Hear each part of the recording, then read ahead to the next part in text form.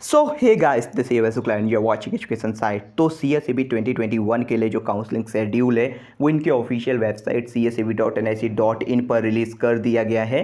लेकिन CSEB की website पे जो अभी शेड्यूल CSEB ने रिलीज़ किया है ये टेंटेटिव काउंसलिंग शेड्यूल है, यानी ये फाइनल नहीं है। इसमें जो डेट्स और टाइम आपको दिख रहा है ये चेंज भी हो सकता है।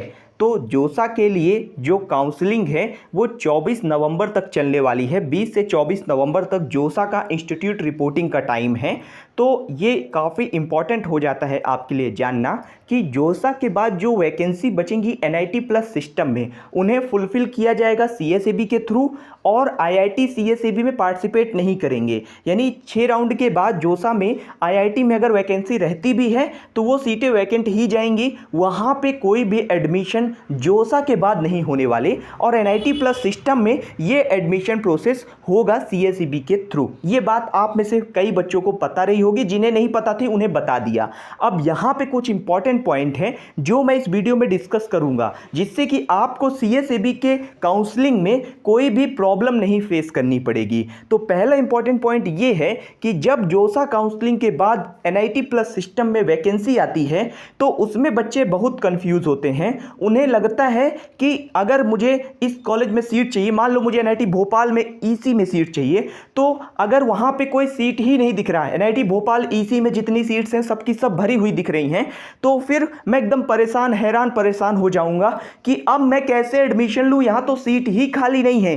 लेकिन इस बात को ध्यान रखना कि जो बच्चे जोसा में सीट रिजर्व करके और CSEB में एक बेहतर सीट के लिए अपग्रेड करने के लिए जा रहे हैं, तो जब वो सीट खाली करेंगे तो वो सीट पीछे से वैकेंट होगी, तो वहां पे आपको एडमिशन के चांसेस बनेंगे। फॉर एग्जांपल मुझे NIT भोपाल में EC मिला था, जोसा के अंदर मैं सीट रिजर्व करके रखा हूं। जब मैं CSEB में जाऊंगा और अगर मान लो मुझे CSEB के अंदर NIT इलाहाबाद का EC मिल जाता है, तो फिर मैं भोपाल वाली सीट तो मेरी कैंसिल हो जाएगी ना, तो वो सीट खाली होगी, तो वो सीट किसी ना किसी स्टूडेंट को तो मिलेगी।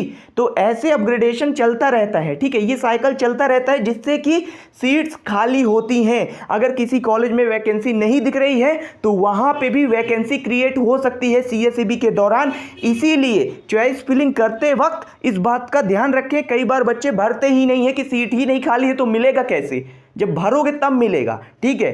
तो जो वैकेंसी है CSEB के लिए तो डिस्प्ले की जाएंगी यहाँ पे 27 नवंबर को, जो कि CSEB की वेबसाइट पे आएंगी, जिसका लिंक वीडियो के डिस्क्रिप्शन में और फर्स्ट कमेंट में है, वहां पे जाकर आप देख सकते हैं। चॉइस फिलिंग में दिक्कत है, काउंसलिंग में दिक्कत आ रही है, नहीं मिला है जोसा के अंदर सीट, तो वीडियो के डिस्क्रिप्शन में हमारी जो काउंसलिंग सपोर्ट टीम है उनका कॉन्टैक्ट डिटेल्स है, उन्हें जाके कॉन्टैक्ट करके आपकी रैंक के अकॉर्डिंग वो आपको बेस्ट पॉसिबल ऑप्शन में एडमिशन दिलाएंगे। तो वीडियो के डिस्क्रिप्शन में डिटेल्स है, वहां पे जाकर देख सकते हैं। तो CSEB के लिए जो रजिस्ट्रेशन एंड चॉइस फिलिंग का जो प्रोसेस है वो स्टार्ट होने वाला है 28 नवंबर से, और एंड होने का जो डेट है रजिस्ट्रेशन एंड चॉइस फिलिंग वो है 30 नवंबर। यदि 28 से 30 के बीच CSEB के लिए जो रजिस्ट्रेशन और चॉइस फिलिंग का प्रोसेस है वो होने वाला है। जोसा में पार्टिसिपेशन फीस नहीं लगती, लेकिन CSEB में पार्टिसिपेट करते वक्त आपको पार्टिसिपेशन फीस जो है वो पे करनी होगी।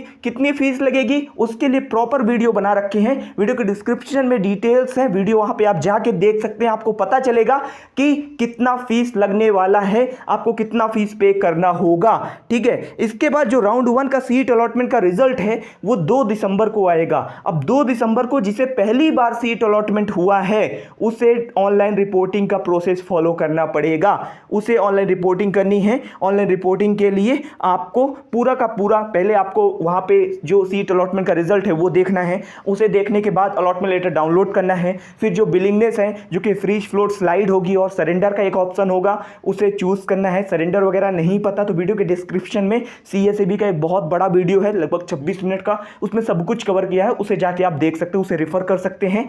एंड वहां पे बिलिंगनेस सबमिट करने के बाद आपको जो डॉक्यूमेंट्स हैं वो अपलोड करने पड़ेंगे। डॉक्यूमेंट्स क्या लगेंगे, तो डॉक्यूमेंट्स के अंदर आपका 10th का मार्कशीट हो या फिर आपका बर्थ सर्टिफिकेट हो, क्लास 12th का मार्कशीट हो, आपका कोई कैटेगरी लग रहा है तो category certificate, state of eligibility में क्लास 12th का मार्कशीट लगाना है। इसके बाद अगर मेडिकल सर्टिफिकेट आपने नहीं बनवाया तो वो भी बनवा लीजिए, जो जोसा का फॉर्मेट दिया हुआ है मेडिकल सर्टिफिकेट का वही फॉर्मेट लगेगा, तो वो मेडिकल सर्टिफिकेट लगेगा। ये सब के सब जो डॉक्यूमेंट अभी बताया हूँ 10th 12th जो कैटेगरी है और जो मेडिकल सर्टिफिकेट है और जो स्टेट ऑफ एलिजिबिलिटी है, ये सब के सब PDF फॉर्मेट में लगेंगे। मिनिमम साइज 10 KB और मैक्सिमम साइज 500 KB के अंदर होना चाहिए। जब ये सारे डॉक्यूमेंट अपलोड कर दोगे तो वहाँ पे सेल्फ डिक्लेरेशन का ऑप्शन आएगा, उसे क्लियर कर दोगे, फिर सबमिट एंड रिव्यू पे क्लिक करोगे तो आपके सामने सारे डॉक्यूमेंट्स आ जाएंगे। वहाँ पे सेल्फ डिक्लेरेशन हो चुका है और फिर आपको बैंक अकाउंट डिटेल्स डालनी है। तो जो बैंक अकाउंट डिटेल्स हैं उसमें आपको वही डिटेल डालना है जहाँ पे आपको रिफंड चाहिए, क्योंकि वहाँ पे जो आप फीस पे कर रहे हो पार्टिसिपेशन फीस, तो वो उसी अकाउंट में जाएगी जो वहाँ पे आपने डाल रखा है। तो वहाँ पे आपको जो बैंक अकाउंट डिटेल्स है वो फुलफिल करनी है और वो जो आपका कैंसिल्ड चेक या फिर बैंक पासबुक का फ़ोटो लगेगा वो JPG फॉर्मेट में होना चाहिए, यानी सिंपल फ़ोटो होना चाहिए और उसका मिनिमम साइज 20 KB और मैक्सिमम साइज 180 KB के अंदर होना चाहिए। तो जब आप ये सारे डॉक्यूमेंट जमा कर दोगे, जो आपका सीट एक्सेप्टेंस फीस है वो जमा कर दोगे, तो आपका जब ऑनलाइन रिपोर्टिंग के लिए पूरा डॉक्यूमेंट चला जाएगा तो वहाँ से रिपोर्टिंग में आपके डॉक्यूमेंट वगैरह वेरीफाई होंगे। अगर कोई क्वेरी होगी तो जो रिपोर्टिंग ऑफिसर है, जो आपका वेरिफिकेशन ऑफिसर है, वो आपको कांटेक्ट करेगा और उसके बाद आगे का प्रोसेस होने वाला है। अगर कोई क्वेरी नहीं आएगी, सारे डॉक्यूमेंट ईजिली वेरीफाई हो गए तो फिर कोई दिक्कत ही नहीं होने वाली है। तो जो ऑनलाइन रिपोर्टिंग का काम है वो CSAB के अंदर चलने वाला है 2 से लेके 5 दिसंबर तक। 5 दिसंबर को लास्ट डेट होने वाली है क्वेरी रिस्पॉन्ड की। इसके बाद राउंड 2 का जो रिजल्ट आएगा CSAB का वो 7 दिसंबर को आएगा। अब 7 दिसंबर के बाद जो ऑनलाइन रिपोर्टिंग करनी है आप लोगों को वो 7 से 9 दिसंबर तक चलने वाली है। इसके बाद अब अगर आपको एडमिशन लेना है, जो सीट मिली है राउंड 1 और राउंड 2 के अंदर CSAB में, और वहाँ पे जब आपको एडमिशन लेना है तो ये प्रोसेस चलने वाला है 7 से 13 दिसंबर के बीच और यहाँ पे आपका एडमिशन फाइनल हो जाएगा और आपको इंस्टीट्यूट में जाके रिपोर्ट करना होगा। अब ये जो इंस्टीट्यूट रिपोर्टिंग है ये हो सकता है कि ऑनलाइन भी कॉलेज कंडक्ट करवा ले। अगर पॉसिबिलिटी नहीं है कि वहाँ तक स्टूडेंट जा पाएगा तो कॉलेज ऑनलाइन भी ये रिपोर्टिंग कंडक्ट करवा सकता है। सारे डॉक्यूमेंट आपको कॉलेज में भेजने होंगे जो कि आपके लगेंगे, चाहे वो आपका 12th का मार्कशीट हो, 10th का मार्कशीट हो, आपका माइग्रेशन सर्टिफिकेट हो, ट्रांसफ़र सर्टिफिकेट हो, आपका कैटेगरी सर्टिफिकेट हो, इनकम, जितने भी डॉक्यूमेंट्स हैं वो सबके सब लगेंगे। वीडियो के डिस्क्रिप्शन में लिस्ट है,